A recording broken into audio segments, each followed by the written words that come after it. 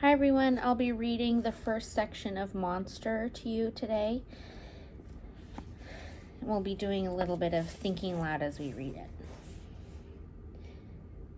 The best time to cry is at night, when the lights are out and someone is being beaten up and screaming for help. That way, even if you sniffle a little, they won't hear you. If anyone knows that you're crying, they'll start talking about it, and soon it'll be your turn to get beat up when the lights go out. There's a mirror over the steel sink in my cell. It's 6 inches high and scratched with the names of some guys who were here before me. When I look into the small rectangle, I see a face looking back at me, but I don't recognize it. It doesn't look like me. I couldn't have changed that much in a few months. I wonder if I will look like myself when the trial is over. So just the first thing I notice is that he's been there for a few months, that it's taken that long before he gets his trial. This morning at breakfast, a guy got hit in the face with a tray. Somebody said some little thing and somebody else got mad. There was blood all over the place. When the guards came over, they made us line up against the wall. The guy who was hit, they made sit at the table where they waited for another guard to bring them rubber gloves. When the gloves came, the guards put them on, handcuffed the guy, and then took him to the dispensary. He was still bleeding pretty bad. They say you get used to being in jail, but I don't see how. Every morning I wake up and I'm surprised to be here. If your life outside was real, then everything in here is just the opposite. We sleep with strangers, wake up with strangers, and go to the bathroom in front of strangers. They're strangers, but they still find reasons to hurt each other. Sometimes I feel like I've walked into the middle of a movie. It is a strange movie with no plot and no beginning. The movie is in black and white and grainy. Sometimes the camera moves in so close that you can't tell what is going on and you just listen to the sounds and guess. I've seen movies of prisons, but never one like this. This is not a movie about bars and locked doors. It is about being alone when you are not really alone, and about being scared all the time. I think to get used to this, I will have to give up what I think is real and take up something else. I wish I could make sense of it. Maybe I could make my own movie. I could write it out and play it in my head. I could block out the scenes like we did in school. The film will be the story of my life. No, not my life, but of this experience. I'll write it down in the notebook they let me keep. I'll call it what the lady who's the prosecutor called me. Monster. Monday, July 6th. Monster. Fade in. Interior. Early morning in cell, Block D, Manhattan Detention Center. Camera goes slowly down grim gray corridor. There are sounds of inmates yelling from cell to cell. Much of it is obscene. Most of the voices are clearly black or Hispanic. Camera stops and slowly turns toward a cell. Interior, cell. 16-year-old Steve Harmon is sitting on the edge of a metal cot, head in hands. He's thin, brown-skinned. On the cot next to him are the suit and tie he is to wear to court for the start of his trial. Cut 2, Ernie, another prisoner, sitting on John, pants down. Cut 2, Sunset, another prisoner, pulling on t-shirt. Cut 2, Steve, pulling blanket over his head as screen goes dark. Voiceover. Ain't no use putting the blanket over your head, man. You can't cut this out. This is reality. This is the real deal. Voiceover continues with anonymous prisoner explaining how the detention center is the real thing. As he does, words appear on the screen, just like the opening credits of the movie Star Wars, rolling from the bottom of the screen and shrinking until they're a blur on the top of the screen before rolling off into space. Monster, the story of my miserable life. Starring Steve Harmon, produced by Steve Harmon, directed by Steve Harmon. Credits continue to roll. The incredible story of how one guy's life was turned around by a few events and how he might spend the rest of his life behind bars, told as it actually happened. Written and directed by Steve Harmon, featuring Sandra Petrocelli as dedicated prosecutor, Kathy O'Brien as the defense attorney with doubts, James King as the thug, Richard Bobo Evans as the rat, Osvaldo Cruz, member of the Diablos, as the tough guy wannabe. Laurel Henry as the witness. Jose Delgado, he found the body. And starring 16-year-old Steve Harmon as the boy on trial for murder. Filmed at the Manhattan Detention Center. Set design, handcuffs, and prison outfits by the state of New York. Voiceover. Yo, Harmon, you gonna eat something? Come on and get your breakfast, man. I'll take your eggs if you don't want them. You want them? Steve, subdued. I'm not hungry. Sunset. His trial starts today. He's up for the big one. I know how that feels. Cut to interior, corrections department van. Through the bars at the rear of the van, we see people going about the business of their lives in downtown New York. There are men collecting garbage, a female traffic officer motioning for a taxi to make a turn, students on the way to school. Few people notice the van as it makes its way from the detention center to the courthouse. Cut to prisoners, handcuffed, coming from the back of van. Steve is carrying a notebook. He's dressed in the suit and tie we saw on the cot. He's seen only briefly as he is herded through the heavy doors of the courthouse.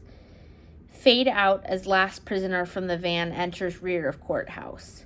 Fade in, interior courthouse. We are in a small room used for prisoner-lawyer interviews. A guard sits at a desk behind Steve. Kathy O'Brien, Steve's lawyer, is petite, red-haired, and freckled. She's all business as she talks to Steve. I think these cuts are interesting. We see him getting dressed and eating breakfast and moving to the van and driving through New York City and now meeting with his lawyer and just all these times he has to move. And I think there's this feeling to him not really having control over his own movements and what he's doing. And just, that lack of control and that ability to just be living a normal life. So now this is his lawyer speaking. O'Brien, let me make sure you understand what's going on. Both you and this King character are on trial for felony murder. Felony murder is as serious as it gets. Sandra Petrocelli is the prosecutor, and she's good. They're pushing for the death penalty, which is really bad. The jury might think they're doing you a big favor by giving you life in prison, so you'd better take this trial very, very seriously. When you're in court, you sit there and you pay attention. You let the jury know that you think this case is as serious as they do. You don't turn and wave to any of your friends. It's all right to acknowledge your mother. I have to go and talk to the judge. The trial will begin in a few minutes. Is there anything you want to ask me before it starts? Steve, you think we're going to win? O'Brien, seriously. It probably depends on what you mean by win. Cut to interior, holding room. We see Steve at one end of the bench. Against the opposite wall, dressed in a sloppy-looking suit, is 23-year-old James King, the other man on trial. King looks older than 23. He looks over at Steve with a hard look, and we see Steve look away. Two guards sit at a table away from the prisoners who are handcuffed. The camera finds the guards in a medium shot. They have their breakfast in aluminum takeout trays that contain eggs, sausages, and potatoes. A black female stenographer pours coffee for herself and the guards. Stenographer, I hope this case lasts 2 weeks. I can sure use the money. Guard 1, 6 days, maybe 7. It's a motion case. They go through the motions, then they lock them up. Turns and looks off camera towards Steve. Ain't that right, bright eyes? Cut to Steve, who is seated on a low bench. He's handcuffed to a U-bolt put in the bench for that purpose. Steve looks away from the guard. Cut to, it opens and court clerk looks in. Court clerk, 2 minutes. It makes me wonder, how that feels to Steve to have the guards and the stenographer just kind of chit-chatting, and he's about to go on trial for maybe he could go to life, to be sentenced to life in prison, and they're just like, oh, I hope this trial goes on for a long time. Cut to guards who hurriedly finish breakfast. Stenographer takes machine into courtroom. They unshackle Steve and take him toward door. Cut to Steve is made to sit down at one table. At another table, we see King and 2 attorneys. Steve sits alone. A guard stands behind him. There are 1 or 2 spectators in the court. Then 4 more enter. Close-up of Steve Harmon. The fear is evident on his face. Medium shot. People are getting ready for the trial to begin. Kathy O'Brien sits next to Steve. O'Brien, how are you doing? Steve, I'm scared. O'Brien, good, you should be. Anyway, just remember what we've been talking about. The judge is going to rule on a motion that King's lawyer made to suppress Cruz's testimony and a few other things. Steve, let me tell you what my job is here. My job is to make sure the law works for you as well as against you and to make you a human being in the eyes of the jury. Your job is to help me. Any questions you have, write them down and I'll try to answer them. What are you doing there? Steve, I'm writing this whole thing down as a movie. O'Brien, whatever, make sure you pay attention. Close attention. Voiceover, all rise. The judge enters and sits behind a bench. He's tall and thin. He pushes his fingers through wisps of white hair and looks over the courtroom before sitting. He's a 60-year-old New York judge and already looks bored with the case. The court guard signals for people to sit. Again, there's that feeling of people not being really in touch with how serious this is for Steve, that the judge already looks bored. I just feel like if I were on trial or someone I loved were on trial, I would be thinking, no, take this seriously. Don't be bored already. Judge, prosecution ready? Sandra Petrocelli, the prosecutor, stands. She's dressed in a gray business suit. She looks intense while still being attractive. Her hair and eyes are dark. Petrocelli, ready, Your Honor. Judge, defense? Asa Briggs, the lead counsel for the defense of James King, stands. He's dressed in a dark blue suit and a light blue tie. His eyes are also blue, and his hair is white. Briggs, ready. O'Brien, ready, Your Honor. Judge, all right, I'm ruling the kid's testimony is admissible. You can bring up your motions relative to that ruling this afternoon, or if there's a break. Hope everyone had a good 4th of July. Briggs, the usual barbecue and a softball game that reminded me I can't run anymore. O'Brien, with all the fireworks, it's my least favorite holiday. Judge, bring in the jury. Cut 2, film workshop at Stuyvesant High School. A film on a small screen is just ending. So it's important to notice this is like a kind of a jarring cut. We're now seeing Steve's high school. Okay, so he's in his film class at high school. It's a class project and the camera is shaky. We watch as a girl on the screen walks slowly away. Screen goes black, then dazzling white, then normal as lights go back on. We see Mr. Sawicki, film club mentor, and 9 students who are casually dressed. Sawicki, in a juried competition, the ending would have hurt this piece, but otherwise it was interesting. Any comments? We see Steve raising his hand, looking much the same as he does in court. Steve, I liked the ending. Sawicki, I didn't say it was bad, but wasn't it predictable? You need to predict without predicting. You know what I mean? When you make a film, you leave an impression on the viewers who serve as a kind of jury for your film. If you make your film predictable, they'll make up their minds about it long before it's over. So this kind of speaks to this story and about whether or not we're going to be able to predict the ending. This is really early in the book. Obviously, we're just on page 18. But I want you to think about that as we're reading, about whether or not you can predict the end. Think about what we're building up toward. And then when we get to the end, think about if you're surprised, if it feels like it fits.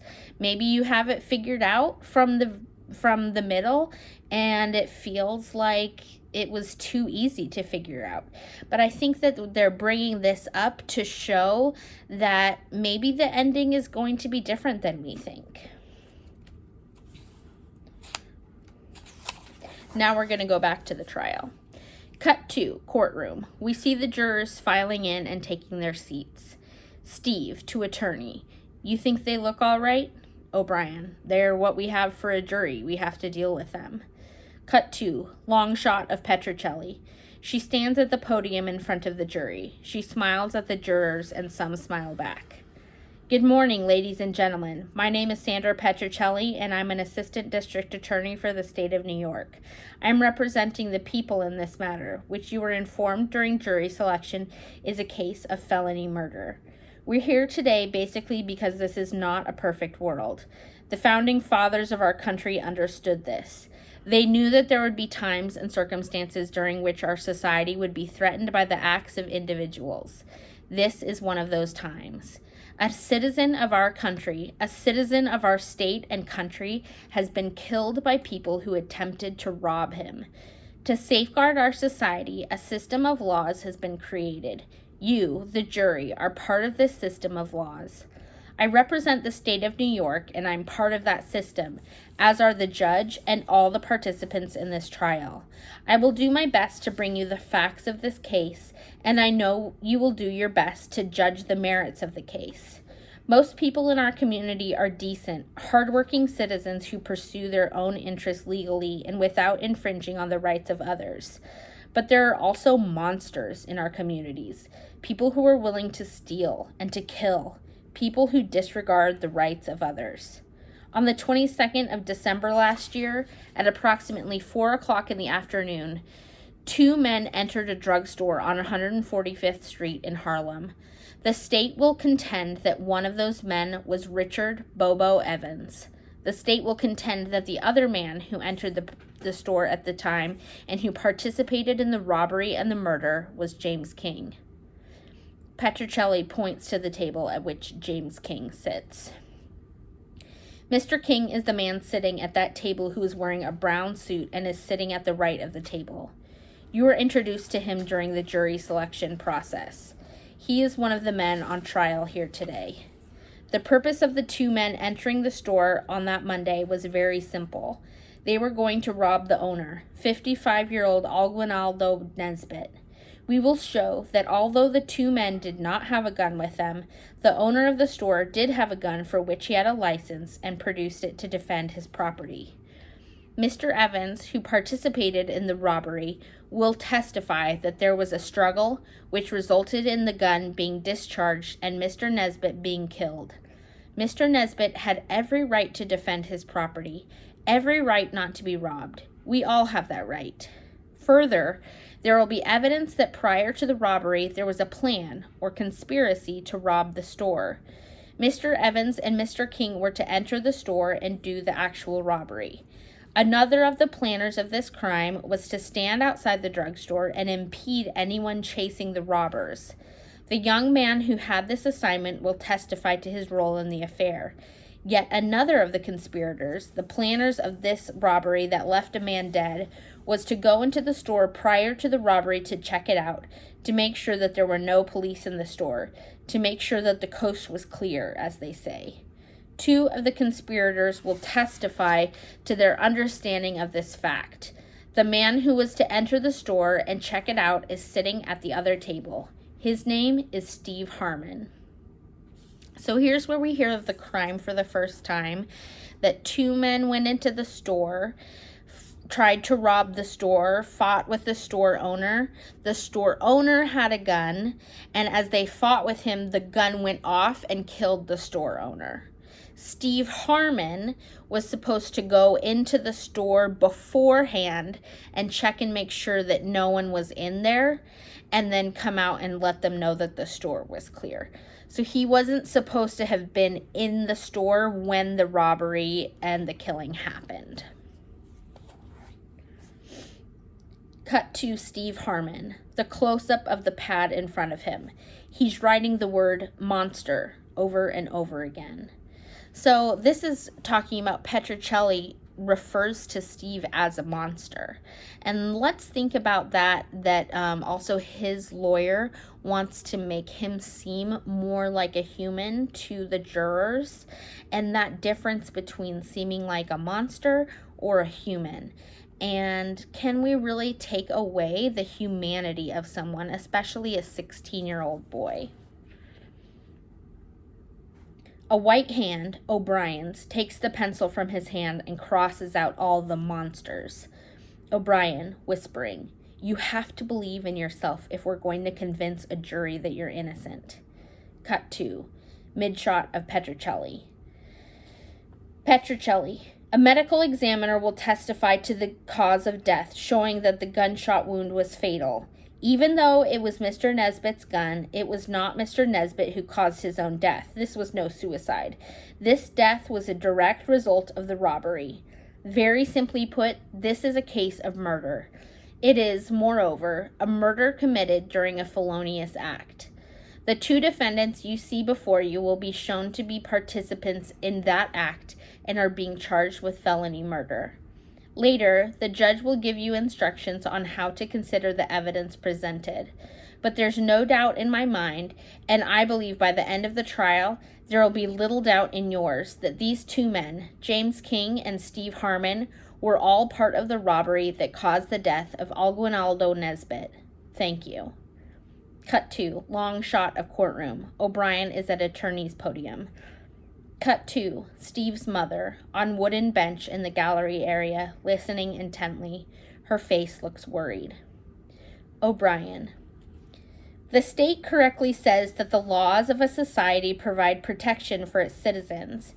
When a crime is committed, it is the state that must apply the law in a manner that offers redress and that brings the guilty parties to justice.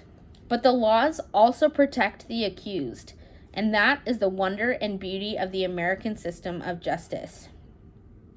We don't drag people out of their beds in the middle of the night and lynch them. We don't torture people. We don't beat them. We apply the law equally to both sides. The law that protects society protects all of society. In this case, we will show that the evidence that the state will produce is seriously flawed. We will show not only that there is room for reasonable doubt, and you will hear more about that idea at the end of this trial, but that the doubt that Steve Harmon has committed any crime at all, is overwhelming. As Mr. Harmon's attorney, all I ask of you, the jury, is that you look at Steve Harmon now and remember that at this moment the American system of justice demands that you consider him innocent. He is innocent until proven guilty.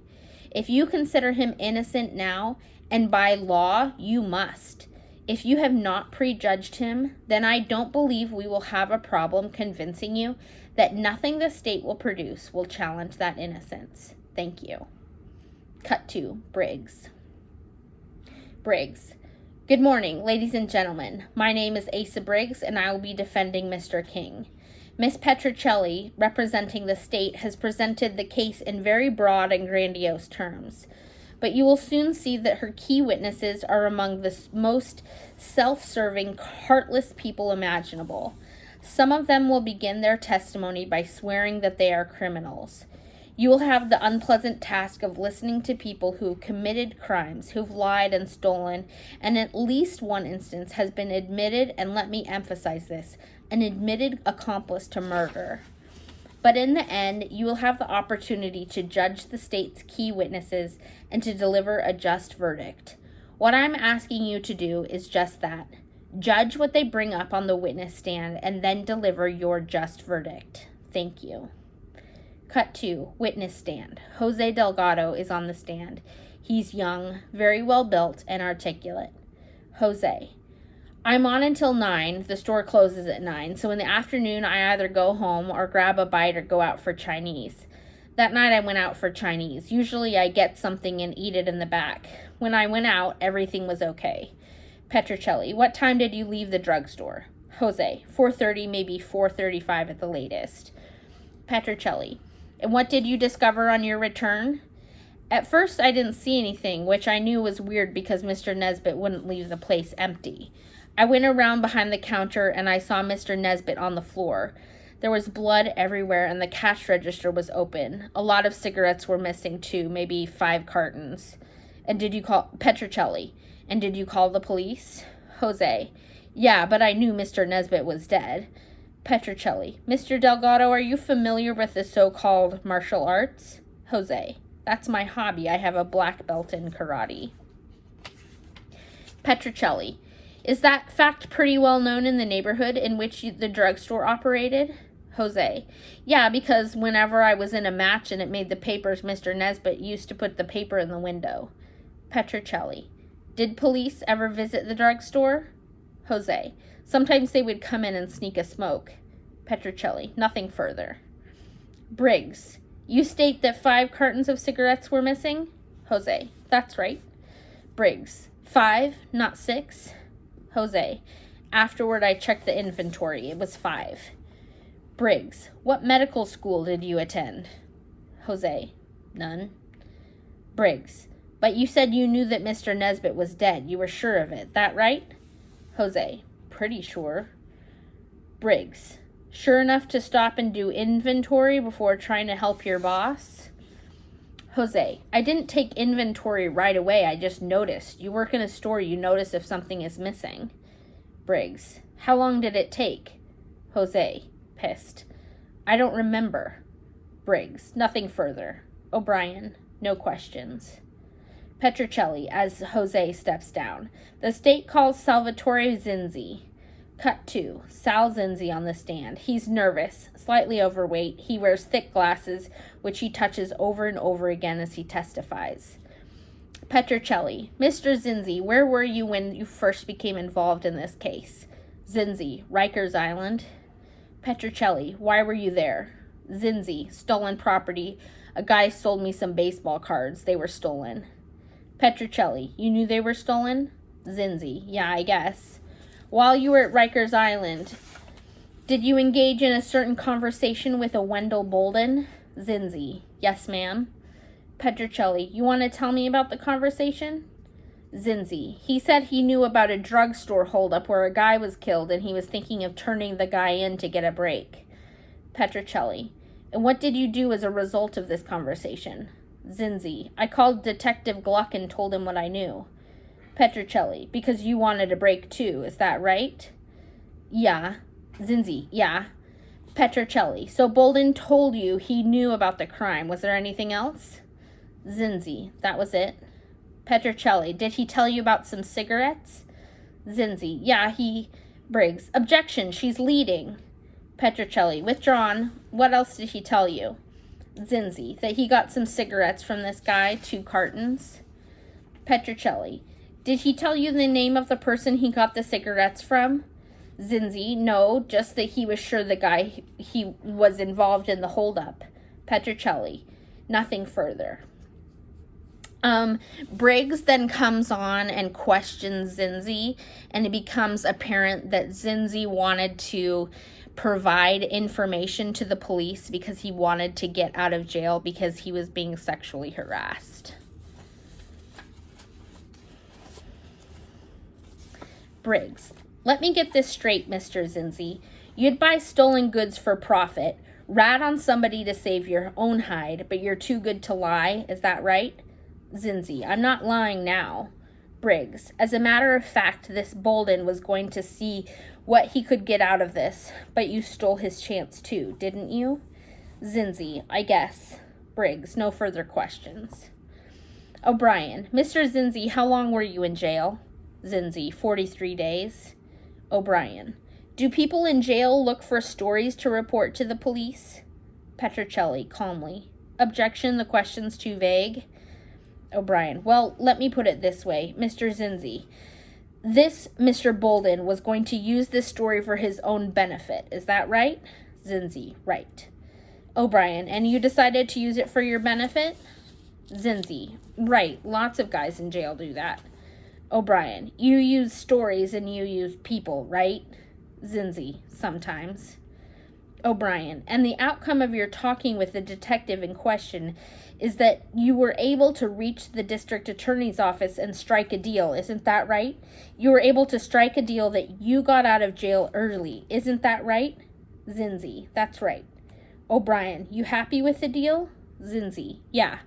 O'Brien. Nothing further. Petrocelli.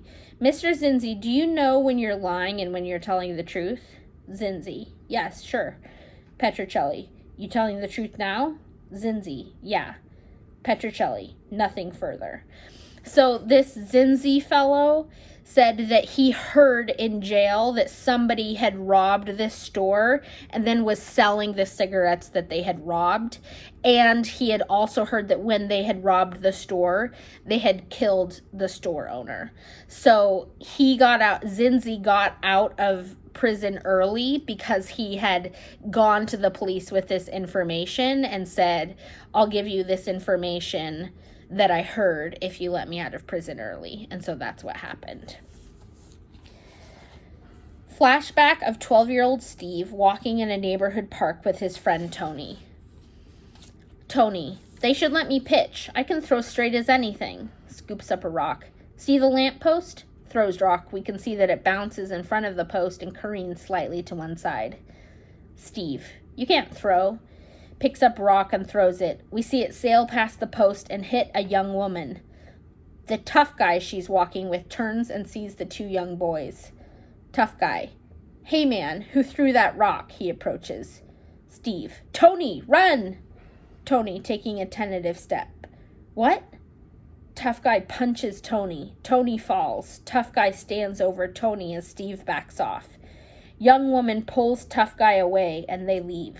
Tony and Steve are left in the park with Tony sitting on the ground. Tony, I didn't throw that rock. You threw it. Steve, I didn't say you threw it. I just said run. You should have run. Tony, I'll get me an Uzi and blow his brains out.